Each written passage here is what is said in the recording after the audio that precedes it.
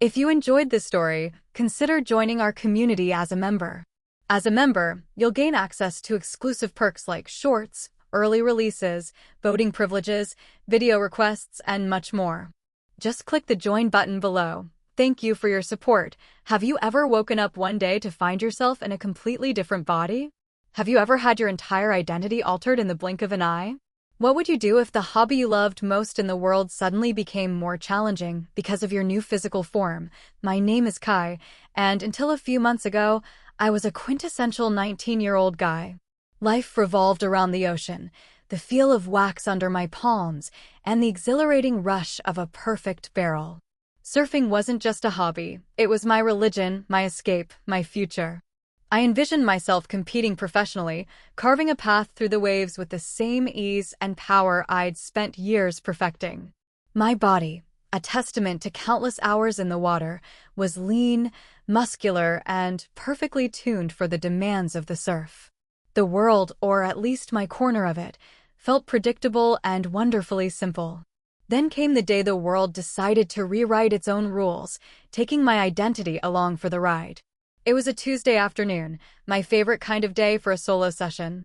The sun was a warm caress, the wind whispered just enough to sculpt decent swells, and the beach was blissfully empty, most people confined to their weekday routines. I remember the scent of salt and sunscreen, the familiar grit of sand between my toes as I hummed a tune, meticulously waxing my board. I was in my element, completely absorbed in the ritual, when an invisible hand seemed to reach out and twist the fabric of my reality. It began subtly, a fleeting sense of internal shifting, like gears grinding in a machine I didn't know I possessed. Then, a strange disorientation, followed by a surge of heat that prickled my skin. I looked up, bewildered, as a collective gasp rippled across the otherwise deserted beach. It wasn't just me. Others, scattered sparsely along the coastline, were also undergoing transformations. Their confused cries and panic screams echoed the turmoil erupting within me. A shimmering blue light, ethereal and unsettling, enveloped me for a terrifying instant. My skin tingled, almost buzzed, and then came the most profound shock. My hair, once a short, sun-bleached mop, began to cascade downwards, growing with an impossible speed until it brushed my shoulders, then my chest. I sat there, frozen, utterly dumbfounded, tugging at the unfamiliar weight of my hair. But the changes weren't finished. A wave of sensation, both alien and intense, washed over my entire body. My muscles, once so defined, softened and redistributed. The subtle hair on my limbs seemed to vanish. My shoulders narrowed, my hips subtly widened, and with a terrifying inevitability, a new fullness bloomed on my chest. A deep, unsettling pang resonated as I felt the undeniable shrinking of a part of me that had always been central to my male identity. In a matter of seconds, the world tilted on its axis, and I found myself staring down at a body that was undeniably, exquisitely female. I was topless, exposed, and consumed by a mortifying embarrassment. My hands instinctively flew to cover the burgeoning mounds on my chest, a futile gesture against the overwhelming reality. Scrambling to my feet, I snatched the t-shirt I'd discarded earlier and tugged it on, the fabric feeling strange and unfamiliar against my new skin. My mind, still reeling, could only focus on one urgent thought: escape. I practically sprinted to my car, the sand feeling alien beneath my new gait, and sped away, leaving behind the beach, the waves, and the last vestiges of my former self. The drive home was a blur, a surreal journey through a landscape that suddenly felt foreign, even though it was the same familiar route. Every glance in the rearview mirror presented a stranger with fuller lips, higher cheekbones, and long eyelashes framing my same, bewildered green eyes. My once familiar world had become utterly, irrevocably new. The drive home was a disorienting haze, each turn of the wheel a stark reminder of my altered reality. My hands, which had once gripped the steering wheel with confident familiarity, now seemed too small, almost delicate. The seatbelt, designed for a different frame, cut awkwardly across my newly formed breasts, a constant, uncomfortable pressure. My clothes, moments before perfectly comfortable, now hung or strained in all the wrong places. Every fleeting glimpse in the rearview mirror was a jolt, a beautiful, unfamiliar face staring back. Fuller lips, higher cheekbones, a cascade of long auburn hair, and those impossibly long eyelashes now framed the same green eyes I'd always possessed. It was me, yet profoundly not me. Arriving home, I braced myself for the impossible conversation with my parents. How do you tell the people who raised you that their son is now their daughter? But the universe, in its bizarre wisdom, had already paved the way. The role exchanger, as it was being called, was the lead story on every news channel. Across the globe, millions were experiencing similar, instantaneous transformations. My parents, still reeling from the global phenomenon, were more shocked than disbelieving. Seeing my familiar green eyes in this new face, hearing my voice, even if it was now softer, seemed to be enough to convince them. Their initial shock slowly gave way to a bewildered acceptance, laced with a palpable concern for my well-being. Eventually, the mundane necessities of life demanded attention. I couldn't put it off any longer. I needed a shower. Standing in the bathroom, the familiar tiles and steam-fogged mirror felt like props in a surreal play. With a deep, shuddering breath, I reluctantly peeled off the ill-fitting t-shirt and sweatpants, forcing my gaze towards the mirror. The woman staring back was objectively stunning. Tall, with an athletic grace that still lingered, but now complemented by generous curves that softened my previously hard-angled physique. My hair, a rich, wavy auburn, flowed past my shoulders, gleaming in the bathroom light. My waist, once broad, now cinched dramatically, flaring out to beautifully rounded hips.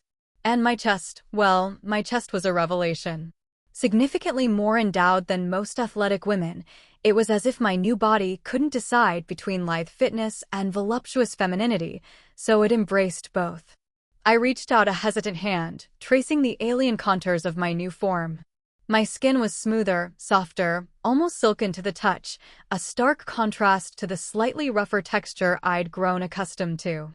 Turning to examine my profile, I almost gasped aloud.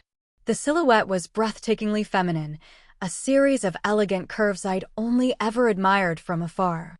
My breasts, full and exquisitely shaped, boasted rosy, upturned peaks that tightened and puckered in the cool bathroom air, almost as if they were alive and responding to my gaze. My waist plunged dramatically before the alluring swell of my hips. I raised a hand to my face, and the stranger in the mirror mirrored the gesture, her delicate, feminine features still holding a ghost of my original face, like a beautifully rendered female iteration of myself.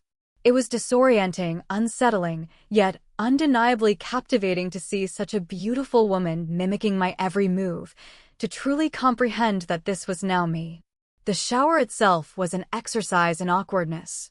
Washing this new body felt profoundly invasive, a transgression of privacy even though it was my own form. The sensation of warm water cascading over my sensitive skin was different, more intense in ways I couldn't articulate. I hurried through the motions, trying to avoid dwelling on the unfamiliar geography I now possessed. My new long hair, surprisingly heavy when wet, took longer to wash and condition, tangling easily under my clumsy fingers. Water sluiced over my breasts, creating a cascade of unfamiliar sensations that made me flush with discomfort. Every touch, every new feeling, was a stark, undeniable reminder that my body was no longer the one I had known. I finished quickly, desperate to escape the relentless confrontation with my new, bewildering reality. Emerging from the shower, wrapped in a towel that felt strangely insufficient, I faced yet another daunting challenge: clothes. My entire wardrobe, a collection of surfer-dude essentials, baggy shorts, graphic tees, hoodies, and board shorts, was utterly useless. My old shirts were now vast caverns around my shoulders, yet strained taut across my chest, threatening to rip with every breath. My jeans, once a perfect fit, slid unceremoniously down my newly narrowed waist. Everything was wrong, a constant, irritating reminder of the body I no longer inhabited. After a moment of desperate contemplation, an idea sparked, bringing with it a fresh wave of discomfort. My older sister, Anya, had moved out years ago, leaving behind a treasure trove of forgotten garments. Venturing into her old room felt like an invasion of privacy, a sacrilege against the past, but desperation was a powerful motivator. I rummaged through her drawers, the soft, unfamiliar fabrics feeling foreign under my fingertips. My first discovery was a pair of faded gray sweatpants with a forgiving elastic waistband and a loose, oversized t-shirt. They weren't stylish, but they offered the blessed relief of fitting, albeit loosely. Then came the true dilemma: underwear. The thought of wearing feminine undergarments sent a blush creeping up my neck. With extreme reluctance, I picked out a pair of Anya's old panties. To my utter surprise, they weren't as uncomfortable as I'd anticipated, fitting reasonably well, a small victory in a day filled with overwhelming defeats. Bras, however, were an entirely different story. Anya had always been relatively petite, and her collection of bras, even the largest ones, were laughably, painfully small against my new, generous bust. It was clear I'd need specialized support, something far beyond anything Anya had owned. I ended up sleeping in just the loose t-shirt and sweatpants, lying awake for what felt like an eternity, the unfamiliar weight of my breasts pressing against the mattress, my mind racing with a whirlwind of questions. Was this permanent? The thought was terrifying, exhilarating, and utterly bewildering all at once. How would this transformation affect my life, my carefully laid plans for the future? Would I ever be able to surf competitively again, or was that dream now irrevocably altered, if not shattered? What about college, which was supposed to start in the fall, a fresh chapter I'd envisioned as a young man? More immediate concerns gnawed at me. How would I face my friends? What on earth would I wear to school, to the beach, to simply exist in public? How was I supposed to navigate the complex world as a woman when I had spent 19 years experiencing it as a man? Sleep finally claimed me around dawn, but it offered no true respite. My dreams were a chaotic tapestry of anxiety and confusion. In one, I was back in my male body, effortlessly carving through waves, but everyone around me acted as if I were invisible, looking straight through me. In another, I was trapped in an endless maze of brightly lit changing rooms, trying on countless outfits, each one either too big, too small, or simply wrong, never finding anything that truly fit. I woke feeling more exhausted than when I'd finally surrendered to sleep, the weight of my new reality pressing down on me with relentless force. The next day brought an ordeal I never imagined, a shopping trip for an entirely new identity. My mother, bless her bewildered heart, insisted on accompanying me. If the circumstances hadn't been so utterly bizarre, the experience would have been mortifying. But both of us were still too deep in the throes of shock and disbelief for conventional embarrassment to take root. We moved through the department store like automatons, vaguely aware of the curious glances, yet insulated by our shared bewilderment. The saleswoman in the lingerie department, a woman named Mrs. Albright, clearly possessed an unshakable composure honed by the global role exchanger phenomenon. She approached me with professional detachment, a measuring tape already in hand. There was no judgment in her eyes, only a practiced efficiency as she took my measurements.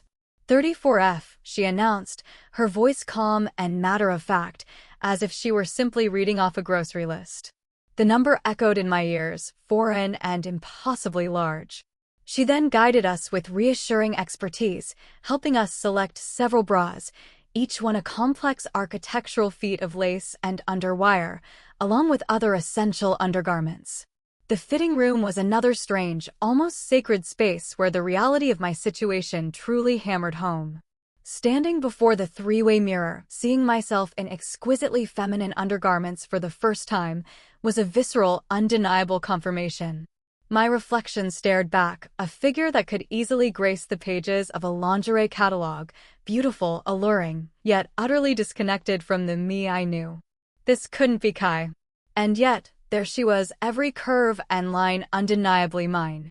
The sense of dissociation was profound, a chasm between my internal self and my external form.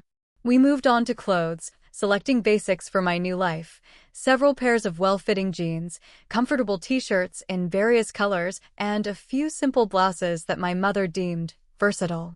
She even managed to persuade me to buy a couple of sundresses, arguing they would be comfortable in the approaching summer heat.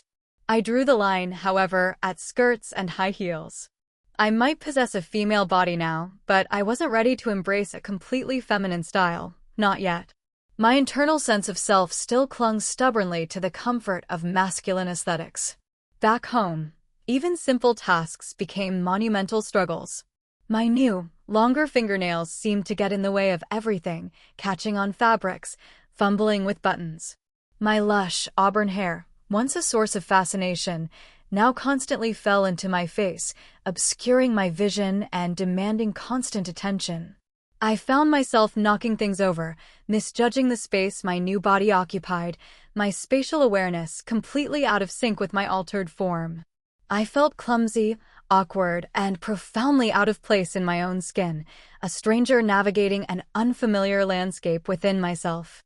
The following weeks were an involuntary crash course in being female.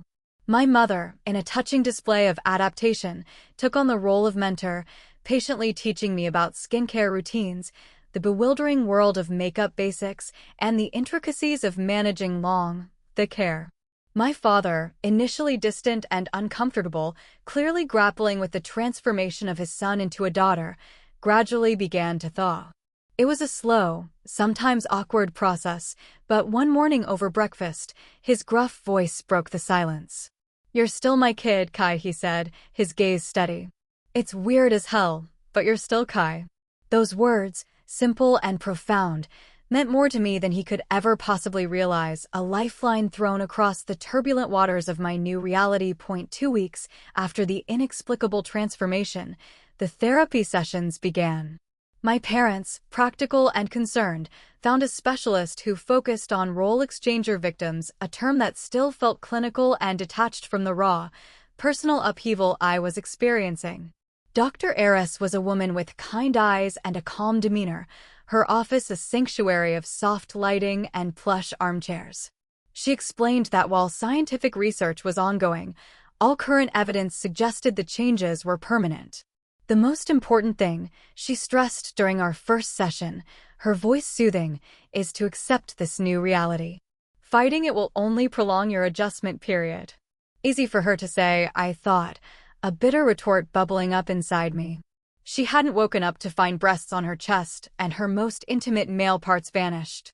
But as the weeks turned into a month, a quiet wisdom began to emerge from her persistent advice. Fighting against the current of my new body was indeed exhausting, a futile struggle that left me feeling more frustrated and alienated. The therapy sessions, particularly her gentle nudges, gradually shifted my perspective. During our fourth session, Dr. Eris leaned forward, a thoughtful expression on her face. "Kai, you need to become more comfortable with your new body," she suggested, her tone empathetic but firm. Many of my patients report that understanding their new bodies, intimately, helps immensely with acceptance. You need to get to know yourself better. I knew what she was suggesting, and the thought made a fresh wave of heat rush to my face. My initial reaction was one of intense discomfort, a feeling of crossing a forbidden boundary. But that night, alone in my room, the doctor's words echoed in my mind. A profound sense of curiosity, mingled with a desperate need for understanding, slowly began to override my reluctance. If this was my new reality, perhaps I needed to truly explore it, to map its unknown territories. I don't want to get too graphic here, so I'll use the language I know best, surfing terms, to describe this profoundly intimate exploration. I began by cautiously exploring the upper swells, those perky, pink-tipped tide buoys that now adorned my chest. They were surprisingly, astonishingly sensitive, responding to the lightest touch with sensations that radiated through my entire body, a soft warmth that spread like ripples in calm water. It was like discovering a completely new sweet spot on a wave, an unexpected, thrilling revelation. The more I caressed these tide buoys, the more intense the sensations became. The surf peaks hardened, standing at attention, sending delicate jolts of pleasure through me whenever I brushed against them. This was entirely new territory, these responses so profoundly different from anything I'd ever experienced in my male body. Then, hesitantly, I moved my hand further down, venturing into the lower currents. The foreign topology was intimidating at first, a landscape I had no map for.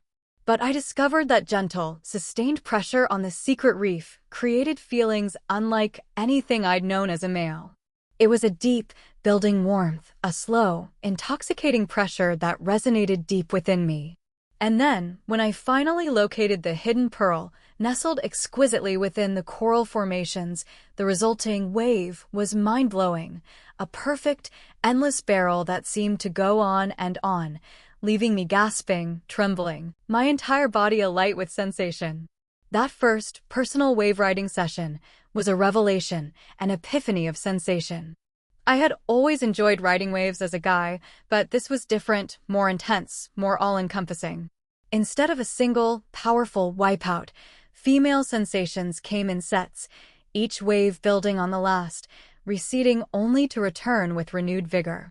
Over time, I continued these private explorations, sometimes spending hours catching wave after wave, discovering different approaches, varying techniques. It was like learning a whole new discipline of surfing, requiring patience, attentiveness, and a willingness to surrender to the unknown.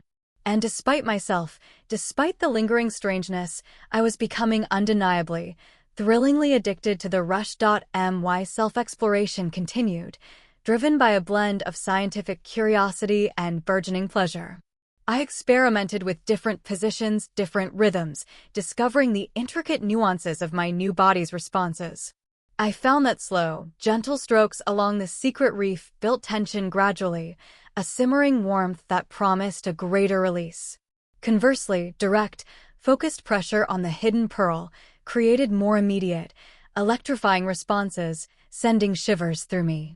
The tide buoys on my chest remained incredibly sensitive, and I soon discovered that simultaneous attention to both the upper and lower zones created the most powerful, all-encompassing waves, a symphony of sensation that left me breathless. I began to develop a routine for these private sessions, a personal choreography of pleasure. I'd start with gentle caresses of the tide buoys, allowing the delicate sensations to bloom and spread. Then, I'd slowly work my way down to the secret reef, exploring its contours with increasing confidence. Finally, my focus would shift to the hidden pearl, building towards that ultimate cresting wave. Each time I tried something new, a different angle, a varied pressure, a change in rhythm, it was like trying to find the perfect way to ride an unpredictable wave. It required patience, practice, and an almost intuitive attentiveness to subtle signals and shifting internal currents. The physical sensations, while profound, were only one part of the experience. There was also the fascinating, sometimes jarring, mental aspect, the strange disconnect between what my body was feeling and what my brain, conditioned by 19 years of male experience, expected to feel. Sometimes, I'd catch myself thinking in my old male patterns, anticipating sensations that simply wouldn't come, while being utterly surprised and overwhelmed by new ones I couldn't have possibly imagined. It was a constant recalibration, a renegotiation of my own internal landscape. The intensity of these female sensations was truly incredible. Where my male experiences had been more focused, direct, and often singular in their pursuit of climax, these new experiences were complex, multidimensional, and layered. It was like comparing a simple, straightforward melody to a full, rich symphony, with waves of feeling that built upon each other, creating crescendos that rippled through my entire body, lingering long after the initial peak. There was a depth and breadth to the pleasure that I had never known existed. One particularly memorable night, I stumbled upon the perfect combination of movements, a harmonious blend of pressure and rhythm that sent me crashing through an intense series of waves, one after another, in rapid succession. It was like catching the perfect pipeline, staying deep within the barrel for an impossibly long time, emerging victorious and utterly exhilarated, my entire body tingling with delicious aftershocks. I lay there, exhausted and utterly satisfied, my breath coming in ragged gasps, the echoes of pleasure still vibrating through every nerve ending. Gradually, almost imperceptibly, my attitude toward my new body began to shift. The initial discomfort, the constant feeling of being a stranger in my own skin, slowly faded. It was replaced by a growing appreciation, even a burgeoning affection, for what this body could do, how it could feel, the new dimensions of pleasure it offered. My therapy sessions became more positive, reflecting this internal shift. "You're making excellent progress, Kai," Dr. Eris noted during one session, a genuine smile gracing her lips. "How do you feel about your body now?" I paused, considering. It's still weird, I admitted, a small smile playing on my own lips, but not all bad. She smiled knowingly. "And have you considered exploring intimacy with others yet?" The suggestion initially made me deeply uncomfortable. The thought of bringing another person into this intensely private, still evolving journey was daunting. But that, too, began to subtly change as I started to notice my reactions to people around me shifting in unexpected ways. The question of intimacy, initially unsettling, began to echo in my mind with increasing frequency. It wasn't just my own private explorations that were changing me, it was the way I perceived the world, and more specifically, the people in it. Where I once appreciated women's bodies with a familiar male desire, a sort of detached aesthetic and primal attraction, I now found my gaze lingering on men. Particularly, my attention was drawn to athletic, muscular men, those who possessed the kind of physique I once had, a mirror of my former self. The first time I felt attracted to a guy, a confident lifeguard at the local pool where I was slowly, awkwardly relearning to swim with my new center of gravity, I nearly had a panic attack. My heart hammered against my ribs, a strange mix of exhilaration and terror coursing through me. It wasn't just that I was attracted to men now, it was the unsettling fact that the attraction felt completely, utterly natural, as if my internal wiring had been reconfigured, and this had always been my innate orientation. I watched him move with an effortless grace around the pool area, his broad shoulders flexing as he adjusted a lane rope, the defined muscles in his arms rippling under tan skin. There was an easy confidence about him, the quiet self-assurance of an athlete comfortable and powerful in his own body. When he happened to glance my way and offer a brief, friendly smile, a startling flutter erupted in my stomach, a sensation both foreign and intensely captivating. A warmth spread through my chest, radiating outwards, alarming in its intensity and its unfamiliarity. During my next therapy session, I cautiously broached the subject with Dr. Eris, my voice tinged with a residual panic. She listened patiently, her expression unperturbed. "This is very common, Kai," she explained gently. "Among gender-swapped role exchanger victims, changes in orientation are frequently reported. Your body affects your chemistry, which in turn influences attraction. It's perfectly normal." Normal.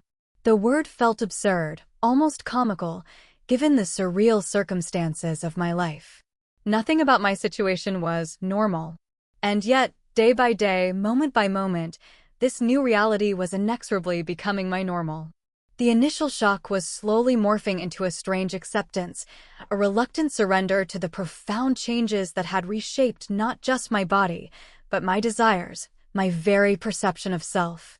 As weeks turned into months, I found myself gradually adapting, finding a tentative footing in my new existence. Simple tasks that had once felt alien became easier. I learned to manage my voluminous hair, experimenting with different styles to keep it out of my face.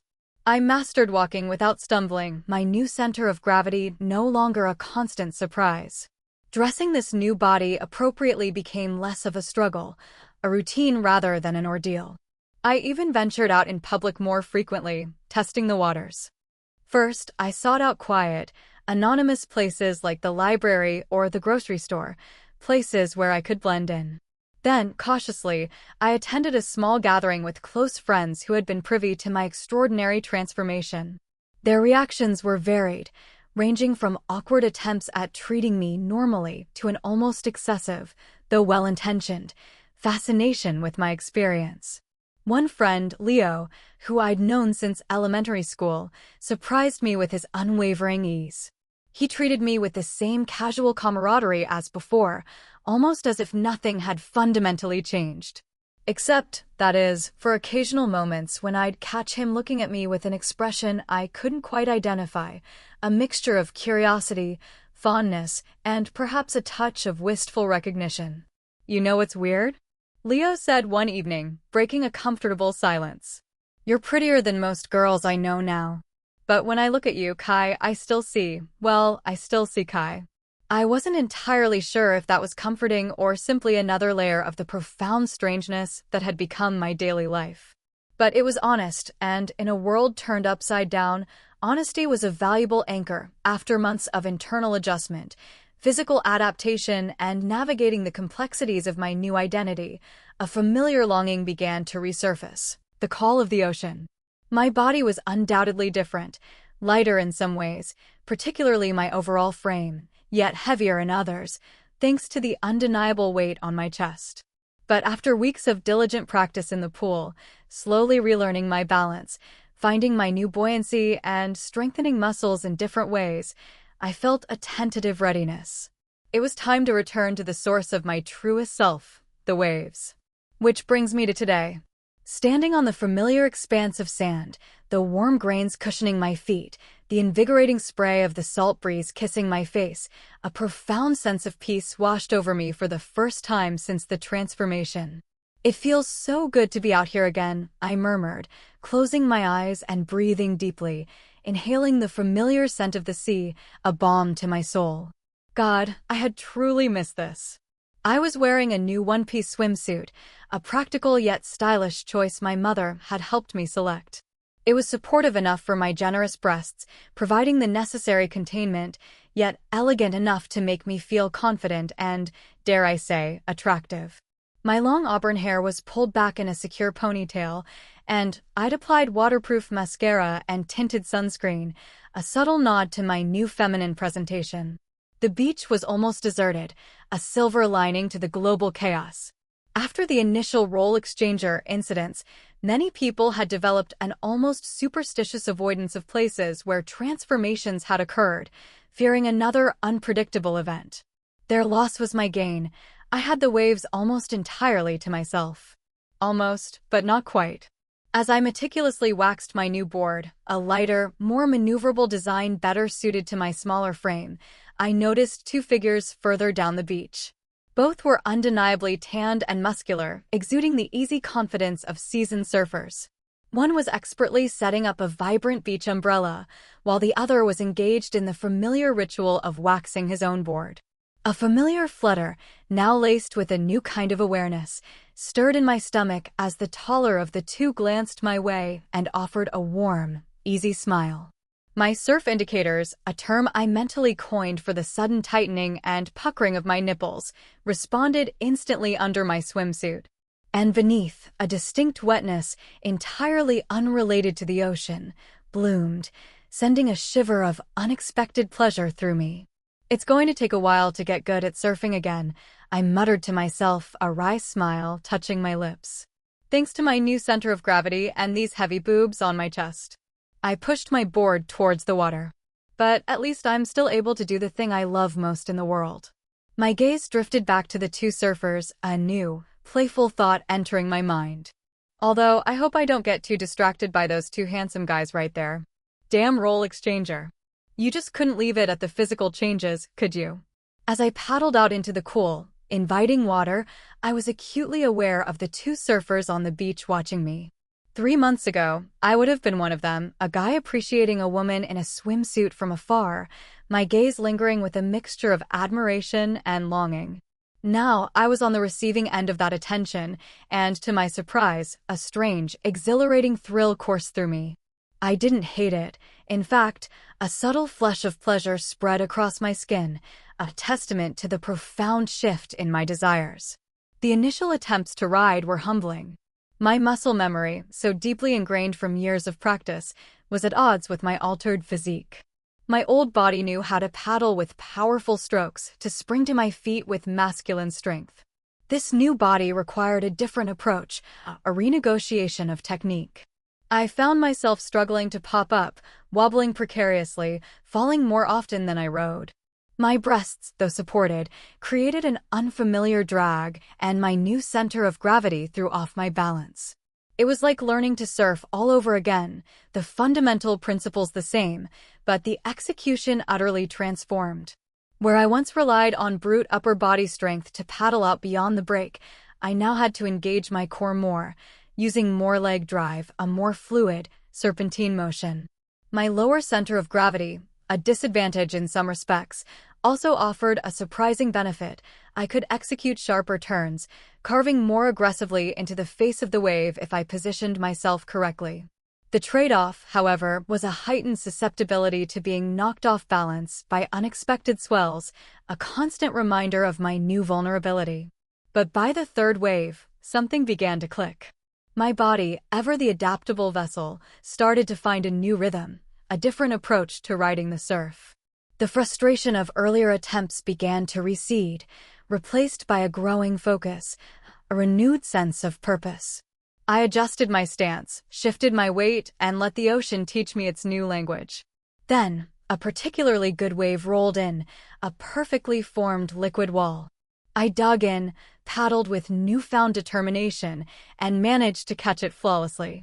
The feeling of gliding along the face of the wave, salt spray misting around me, the warm sun on my skin, was exactly as I remembered it. It was a perfect moment of harmony with the ocean, a blissful convergence of skill and nature. For those few exhilarating seconds, I forgot about the body swap, the confusion, the arduous adjustment period. I was just a surfer doing what I loved, completely present in the moment. The wave carried me all the way to the shallows, and as I stepped off my board, I felt a deep sense of accomplishment.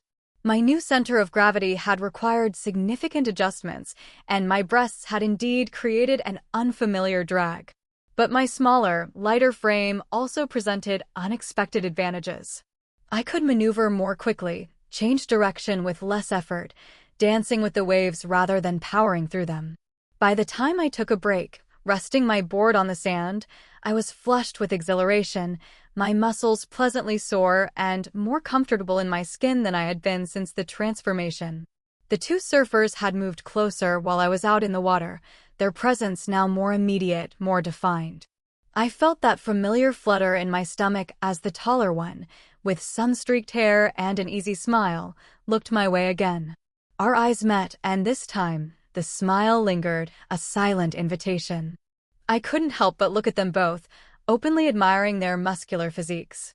The attention I was receiving from them, a tangible, magnetic pull, was making me wet beneath my swimsuit, and it had absolutely nothing to do with the ocean.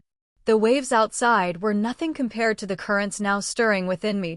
I don't want to get too explicit here, but let's just say what transpired next was a direct result of that magnetic pull and the undeniable chemistry sparking between us.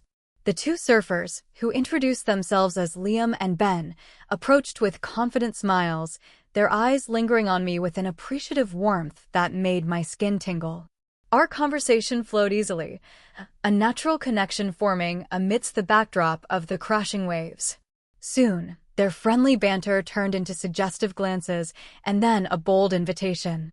We found a secluded cove further down the beach, hidden from prying eyes by a cluster of jagged rocks and lush coastal foliage.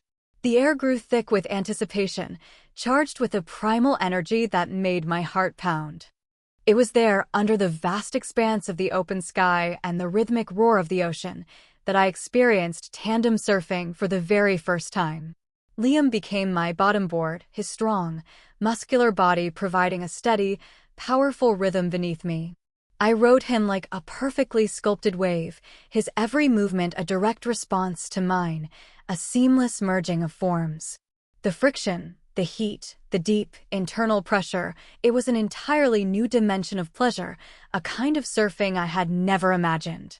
His equipment navigated my breaks with surprising skill, finding hidden spots that sent me cresting higher than I thought possible, each thrust eliciting gasps and moans that I barely recognized as my own.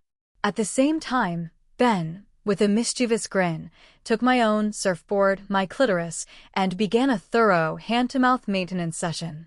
His lips and tongue were incredibly adept, his rhythmic caresses sending sharp, exquisite jolts of pleasure through me. The combination was mind-blowing, Liam's powerful, deep strokes beneath me, Ben's precise, electrifying attention to my hidden pearl above. It was a sensory overload, a whirlwind of sensations that built and built, pushing me closer and closer to an edge I'd only touched during my private explorations.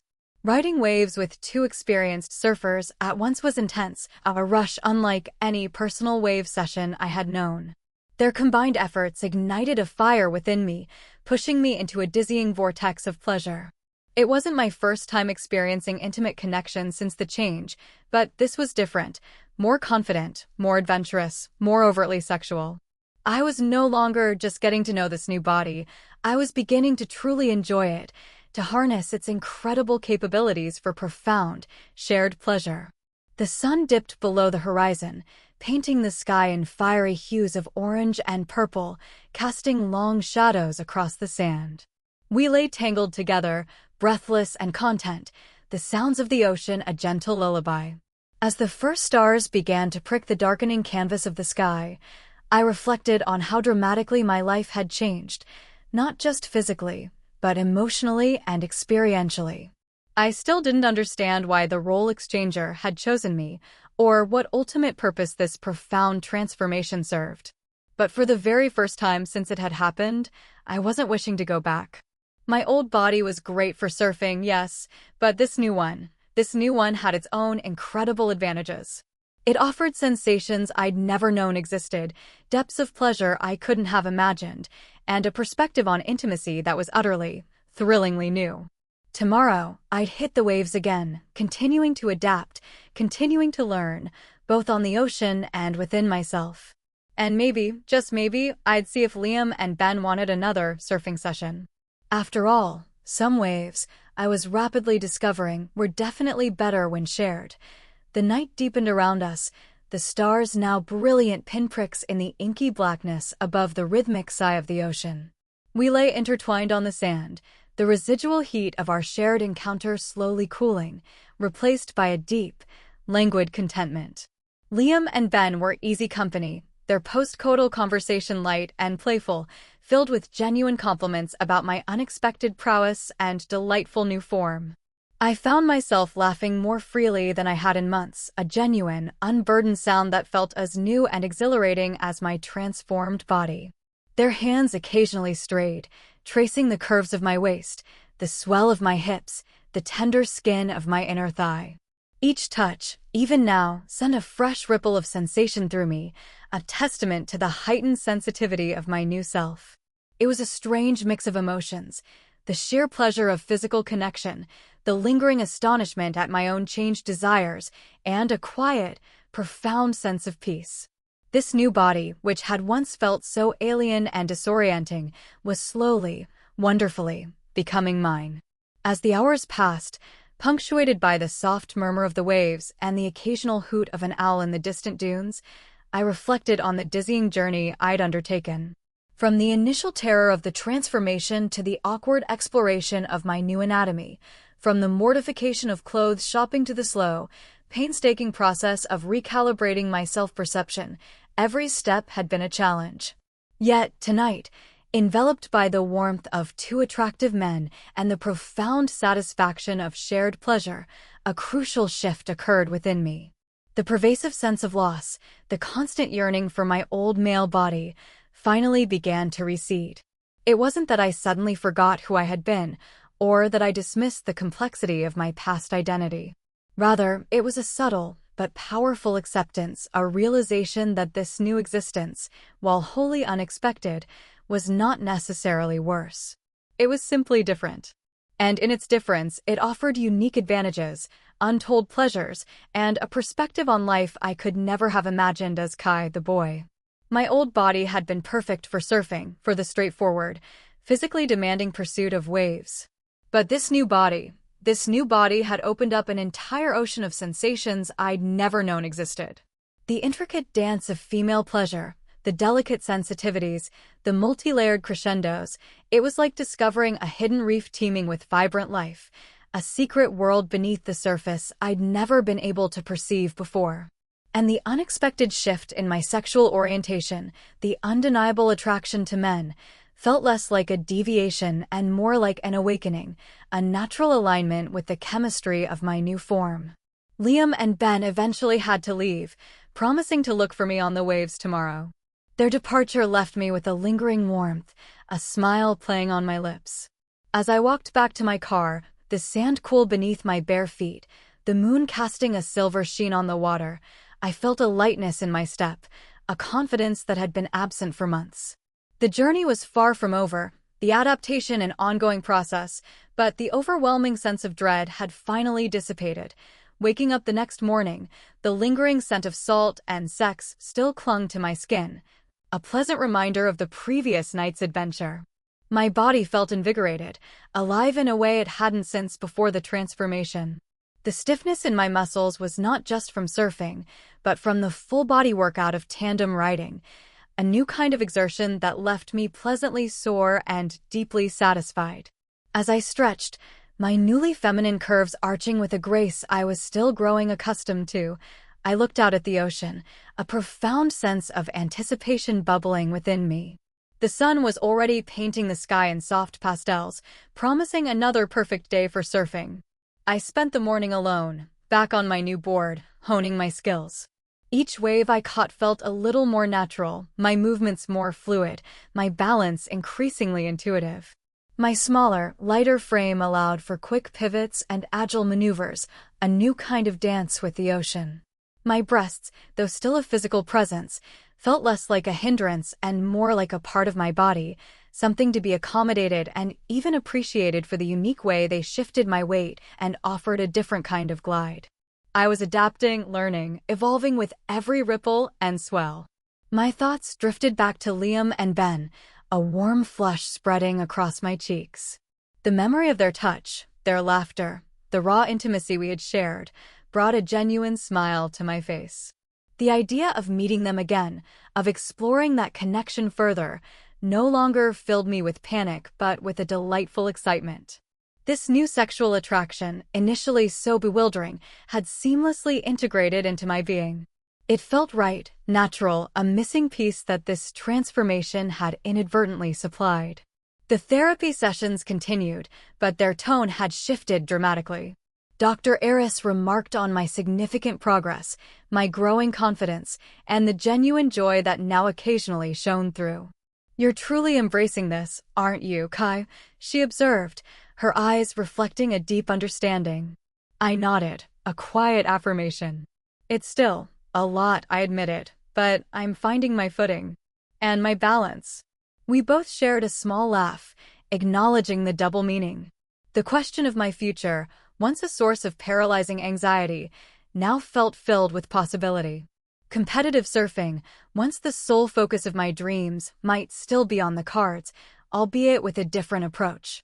My college plans would undoubtedly need adjustments, but the world hadn't ended, it had merely expanded. I could still pursue my education, still build a career, still carve a life for myself, just as a woman named Kai, rather than a man named Kai. The name remained, a small anchor to my past, but the vessel was entirely new. I thought about my friends, particularly Leo and his remark about still seeing Kai. Perhaps that was the key, that beneath the physical changes, a core essence of who I was remained. My spirit, my love for the ocean, my determination, those parts of me were immutable, simply housed in a different, more sensitive, and surprisingly more pleasurable form. As the day waned and the promise of a glorious sunset began to paint the sky, I knew I would be heading back to the beach. Not just to surf, but to see if those two handsome surfers, Liam and Ben, were also returning. The waves were calling, yes, but so was a different kind of current, and a new kind of connection. After all, I had learned a profound lesson. Some waves are indeed better when shared, and this new life, with all its unexpected turns and delightful discoveries, was one I was finally ready to ride with open arms. The image I see is of Kai, now a woman, standing confidently on the beach at sunset. She's holding her new surfboard, her long auburn hair blowing gently in the salty breeze. She's wearing a stylish one-piece swimsuit, accentuating her athletic yet curvaceous figure. Her gaze is directed towards the ocean, a serene smile on her lips, reflecting a sense of peace and anticipation. In the distance, two figures, clearly Liam and Ben, are walking towards the water, also carrying their surfboards, their silhouettes framed against the vibrant sunset. The scene evokes a sense of hope, new beginnings, and the promise of exciting adventures, both on the waves and in life.